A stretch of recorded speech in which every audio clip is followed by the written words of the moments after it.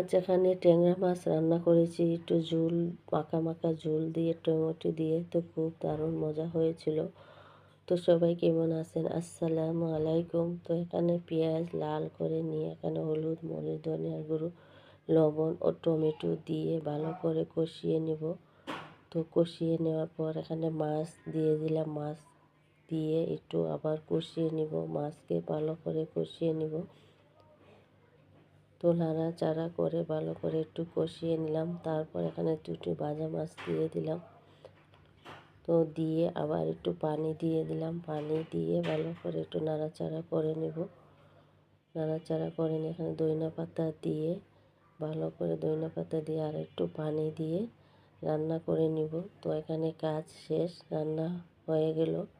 তো একটু মাখা মাখা ঝোল ধনিয়া পাতা দিয়ে খুব দারুণ মজা হয়েছিল। তো ট্যাংরা মাছের তরকারি এভাবে খুব মজা হয়।